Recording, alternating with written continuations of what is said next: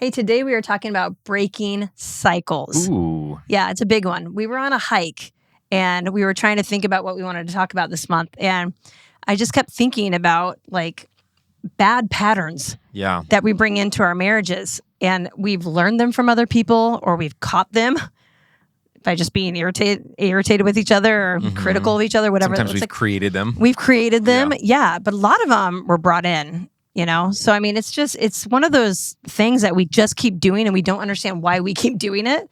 That's a cycle that we need to break if it's toxic to our relationship. So that's kind of where we're going today with this whole thing. Sounds good. Yeah. Welcome to Marriage Monthly. We're Gabe and Melissa Kolstad, and we want to help you build a healthy, lifelong marriage. We get together every single month with a podcast designed to just give you practical tips to help you grow in your marriage, and we can't wait to spend some time with you. Yeah, I remember thinking about this early on in our marriage just because every marriage, I think you come in and you've got your things and they're just a little bit subconscious, almost like autopilot. Oh, completely. And you're just flying with, the way your family of origin talked to each other or didn't talk to each other. Right. And so for me, I can remember thinking about this with my family's kind of history with alcoholism. Mm-hmm. And there's always been this kind of underlying, I guess, fear that there's something going on there, Mm-hmm. And so then there's been, for me, this intention to try and push that away. Or maybe it's my family's connection, with abuse and, in my family tree somewhere. And just like that, that kind of stuff. I think if we can be very conscious about it, we can get in front of it. We can either do the work that it takes to get over it, or we can, interrupt it before it starts. Well, and I think like both of us have alcohol in the family from our grandpas. Mm-hmm.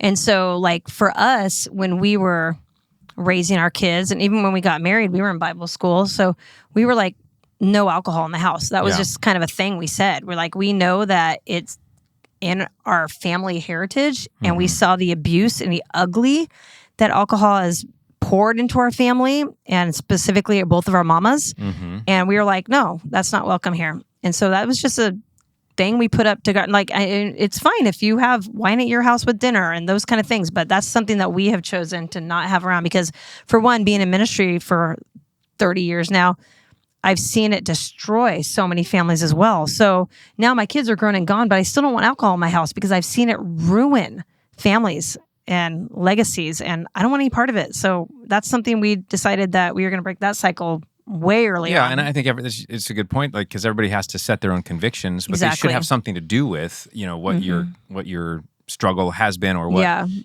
it should be somehow related to what your goals are. I think also of, maybe much lighter tone, the simple things like, for me, defensiveness.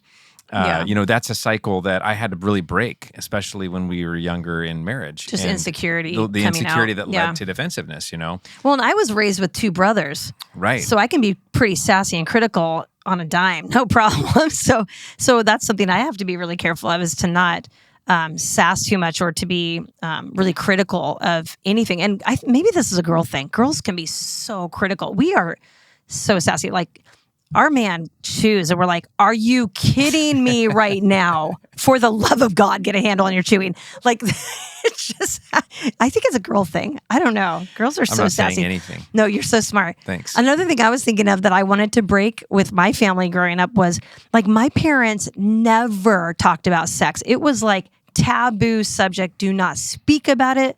Don't hint about it. And don't do it.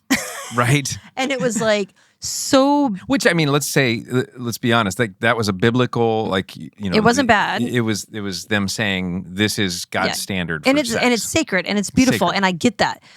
But with our kids, I was like, no, I'm going to be an open book. Mm-hmm. Like, I told my kids before they got married what kind of lubricant to get. Like, I think all of us were blushing except for you. Well, I know, because I'm like an open book about it, because I didn't want that to be a taboo subject. I want them to talk to me about it. I know more than these people that they're talking to other teenagers. I know a lot more. I've been having sex for 30 years. I know a lot more than those kids. So come on, that's right. Yeah. So anyways, but I'm just saying, like, there are some things that, when you get married, it's like, I want to follow this and this and this that my parents did. My parents were awesome parents, like awesome.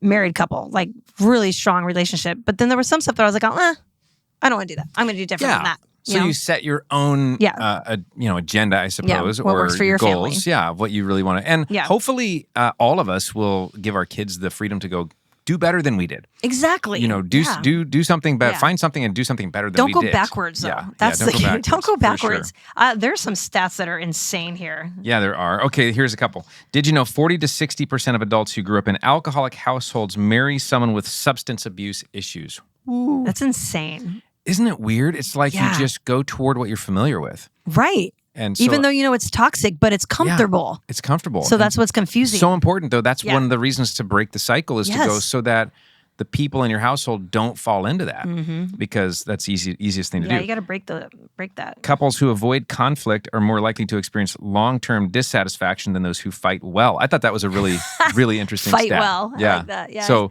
if you avoid conflict, then it's really a false sense of security because it's just surface level agreement. But underneath the surface is this disagreement that you're just not willing to share. You don't have the skills to do or the security in your relationship. Well, and it comes out in other ways.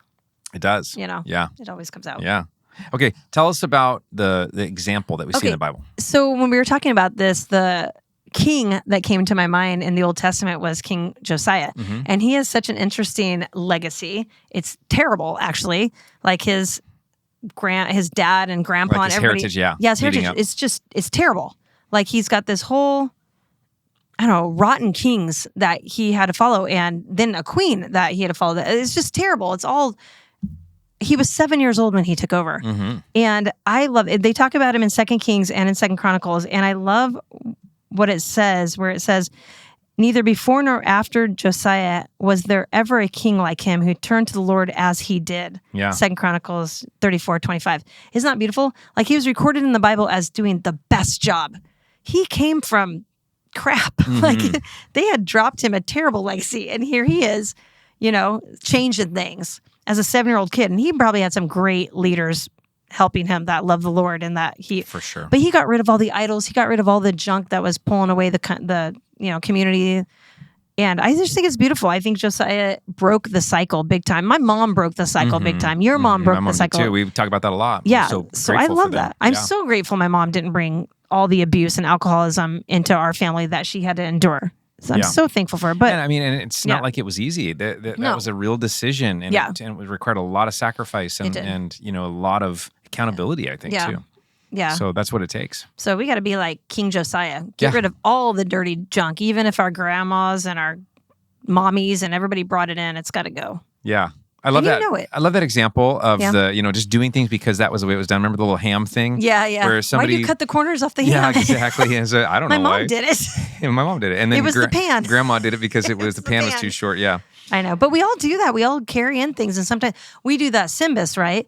With saving your marriage before it starts. Yeah. And so we do that with young people before they get married or old people. But it's so helpful because it points out those kind of things. You were raised like this. Right. Do you want to repeat that? Why do you do this? This is why you do this because this is how you were raised. Do you want to bring that into your marriage or not? Mm-hmm. It's good to think about that kind of stuff. That's why premarital counseling, I think, is so important before you get married. Yeah. And maybe you're listening to this as a engaged couple, and you're wondering about how you're going to be ready for marriage, and we would highly, highly recommend saving your marriage before it starts. symbis.com. Yeah, super, super good stuff. Yeah, it just brings this stuff to the surface so you don't get in this ugly cycle right off the top. Yeah, the first 2 years of marriage can be tricky. You're merging lives. It's a tricky time. It's fun, but it's also figuring out expectations and, how far can I push this and what, and it can be a tricky time. So, I think it's good to understand these things before you jump in. So here's a few examples of the kind of cycles that we all need to be aware of. Yeah. One of them is addiction, which, is pretty pervasive and it can take on so many faces. There's substances, there's behaviors. There's we don't need to go through the list, but addiction is such a big deal. Food, pornography. Yeah, I mean, it's anything that takes the place of your family and God. Is really, and a lot of times they're ugly addictions. So they're causing you to act different. They're causing you to lose judgment. They're causing you to maybe lose sleep, causing you to maybe steal. There's different ways it comes out. It's not pretty most of the time. Yeah. And I mean, we're pretty clear on that. addiction, and like a lot of these cycles, they require help. You can't just go like, I'm going to stop doing that. Yeah. And nobody really has the willpower on their own to do that. Yeah. So many of these things are about how you open yourself up to the right people to, confide in somebody and get some advice and get some support. Get the right help, right? And that could be through a program especially a lot of addiction, times. Yeah. And another one is conflict avoidance. Again, we talked about that, you're less happy if you do that than if you just go ahead and fight well, which we can talk about as well at some point. But one is criticism and contempt. You mentioned the idea of criticism. Like I'm good at that it can be really easy to. I think you're also really good at encouraging. I am encouraging. You're a very encouraging person. Thank you. Yeah, I am you're encouraging. welcome. Financial dysfunction. Okay, this is one that I had to really learn, and I'm learning still. At 51 years old, still learning to move past what I learned inadvertently as a kid. I'm not saying anybody intentionally taught me these things, but I believe two big lies, and I share this as often as I can because I think a lot of people believe these, but I believe poverty was spiritual. Yeah. Like somehow that it was better to be poor. Somehow that was showing more godliness than to be rich. Maybe I believed only part of the verse that says the love of money is the root of all evil. I think I might have believed that money is the root of all evil. So in my head, there was this thing. And then I also believed that poverty was hereditary. Like somehow it just was coming to me. And I had to break that cycle. And it's taken me a lot of work to, mentally go through that. You were doing a great job. Thank you, babe. Yeah. So financial dysfunction can be an issue. It can be a cycle. Emotional unavailability can be a cycle. A lot of times it's like what was modeled to you as a kid from your parents or your caretakers. And it's why it's so important to think about this, because if you struggle with emotional availability or your emotional, skills as an adult and you go as well, look at my parents, then all the more reason to go, I do not want to have that impact on my kids or those who are watching me. And it's really hard though, because I am not an emotional person. Like I'm just really not. And so to me, it can maybe come across to somebody else that I'm not emotionally available because I'm just like, oh, you're good. You'll get over this. You're going to be fine. So it is tricky to really empathize with people for me and show really deep compassion because I'm like, you'll be fine. Like in my head, maybe I'm just a super positive person. Maybe I just don't want to deal with the drama, but it's probably a little bit of both, but I might be that person. How does that make you feel? Yeah. Shut up. Moving on. Okay. Number 6 in here, generational trauma. Oh, this is actually a real thing. A lot of times we forget that there is such a thing as the Bible talks about these curses. And I think, you can overdo all this stuff, but generational trauma, the idea that there's been damage done in your family and that it's important to acknowledge it, to ask for God's power and strength over it, to then get any help that you need to overcome it, and just to go like, it doesn't, just because it was like this for my family. I think of some of the folks that you had helped a couple of years ago when COVID was happening, and there was a school meeting here on our church property, and the particular group of people that was enrolled in the school, there was a number of them who'd had this generational trauma. And it was children of addiction. Yeah, and it was like generations long. Yeah. Oh, and so undoing that sometimes is a little more difficult, but it can be done, and it's important that we make a decision like our moms did to go like, nope, not going to continue that. The last one I'll mention is spiritual disconnection. Yeah. And I was going to say that goes into the generational trauma is like, I feel like Christ is what saved our mommies. Like, for sure. It was Jesus that gave them that peace and that forgiveness. They forgave their dads. Yeah. I don't know if I would have. I can't imagine. Yeah. But they did. And so, but they were very connected spiritually, but to be spiritually disconnected, I think is hard. Yeah. Like, I don't know how. And a lot of times it's a issue of maybe no exposure to a faith community as a kid, no spiritual practices at home. It could be a lot of those kinds of things. So breaking a cycle of spiritual disconnection can start as simply as going, we're going to pray at night. Yeah. It's just it can be those little things. Do devotion with our children. We did that when the kids were little. We had so much fun. Yeah. So I think just having some step into it. Agreed. But we're going to talk more about steps to break the cycle. Yeah. No, I love that. That totally makes sense to me.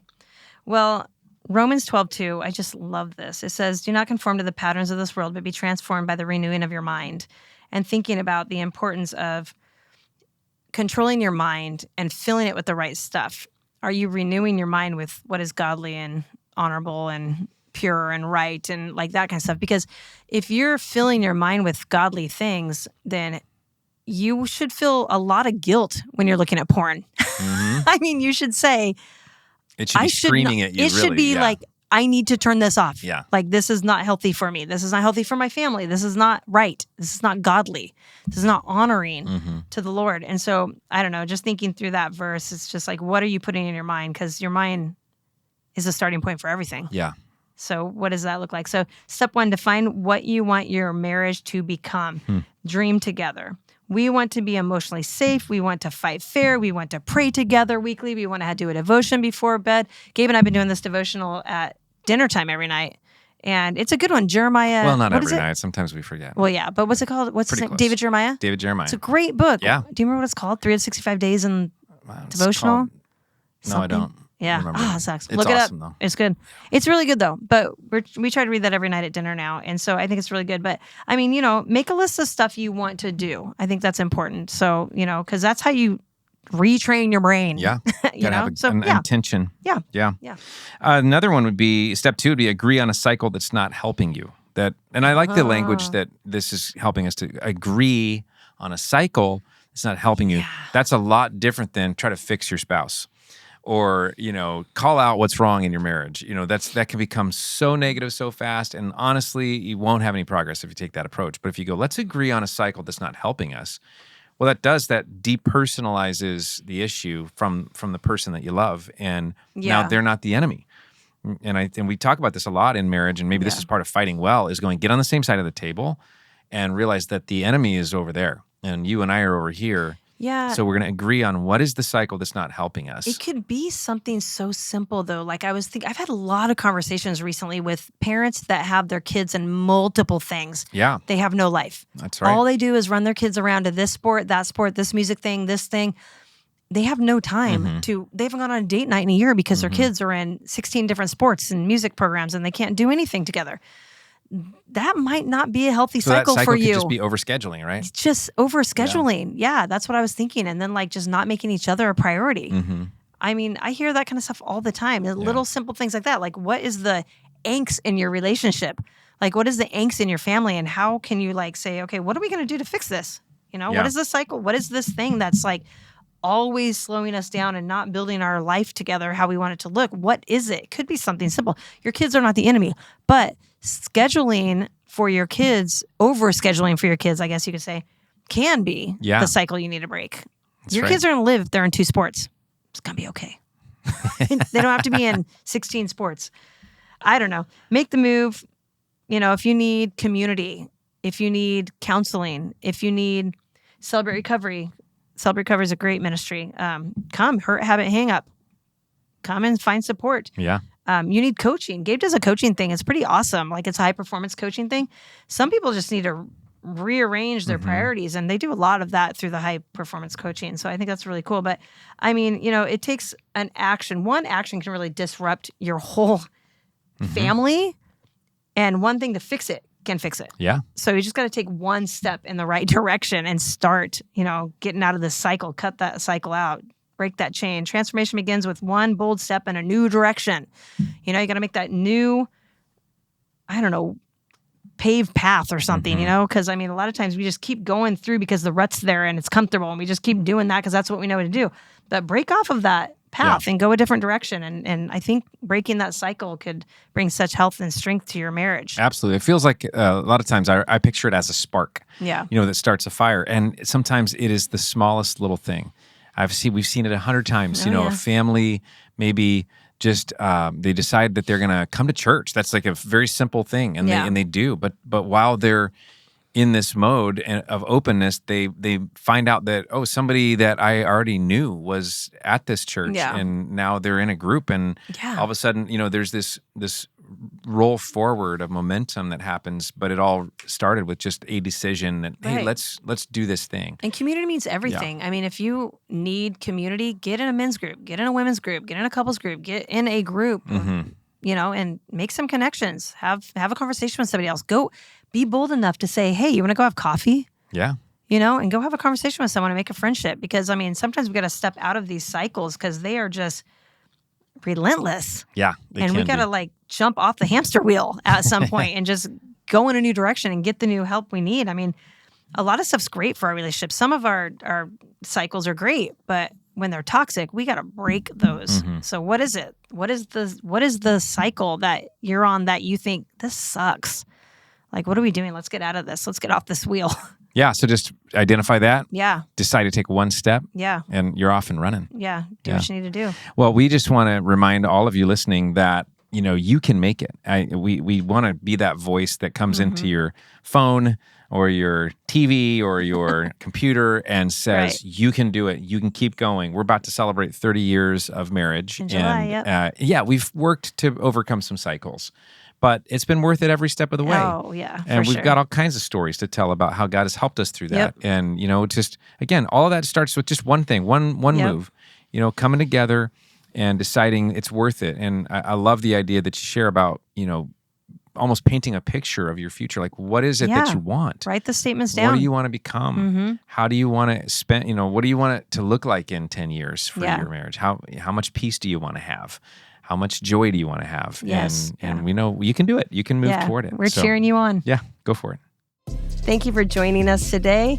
Remember to share and subscribe and join us every single month. This is your counseling session.